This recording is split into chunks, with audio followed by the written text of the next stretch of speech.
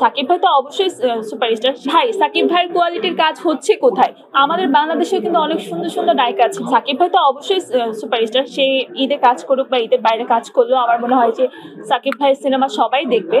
But Eid তো একটা আসলে ফেস্টিভ্যালে যদি আমরা এই যে সময়টা পাই, ফেস্টিভ্যালে যেইভাবে আমরা সময় নিয়ে সিনেমা দেখার চিন্তা করি, আমার মনে হয় না অন্যান্য টাইমে আমরা সেটা করি। দ্যাটস ওয়াই ঈদের টাইমে সিনেমাগুলো বেশি দর্শক পছন্দ করে। ভাই সাকিব ভাইয়ের কোয়ালিটির কাজ হচ্ছে কোথায়? উনি যে সিনেমাগুলো করছে সেগুলোই প্রপার কোয়ালিটিফুল হচ্ছে, সো ওনার কাজ তো দেখবি।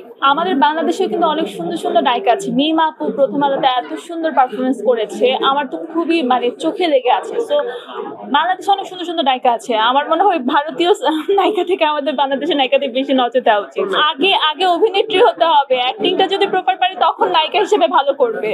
আমার মনে হয় যে সাকিব ভাই এখন সেটাই করছে, আস্তে আস্তে চেষ্টা করছে। যেমন সাবিলা আপুকে চুজ করেছে, এরপরে হয়তো দেখবো যে আমাদের পছন্দের আরেকজন অ্যাক্ট্রেস তার সাথে কাজ করছে। সো উচিত, অবশ্যই দেশের প্রায়োরিটি আগে থাকা উচিত।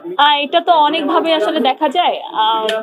আমি এখন বলবো যে যারা মানে সবকিছু আমরা দেখছি, আমরাই ধ্বংসের পিছনে দায়ী। বিকজ অফ আমাদের সামনে যেটা আসছে সেটা কোয়ালিটিফুল কাজ হোক বা কোয়ালিটি ছাড়া কাজ হোক, আমরা সবকিছু দেখে যাচ্ছি। আমি দেখছি কোয়ালিটি থেকে যেগুলো কোয়ালিটি কম, মানে ভালো না কন্টেন্ট, সেগুলোর বেশি ভিউজ হচ্ছে। ওইগুলো ভিউজ হওয়ার কারণে ওই কাজগুলোই প্রতিনিয়ত হচ্ছে। আমি একটা কথা, একটা ডায়লগ ডেলিভারি দেওয়ার ক্ষেত্রে আমরা যেটা ভাবি, যারা অনেকেই কাজ করছে, কন্টেন্ট বানাচ্ছে নর্মালি, তারা ওটা ভাবে না। ওরা ওরা এগুলো করার পরে কিন্তু ওইগুলোর ভিউজ হচ্ছে।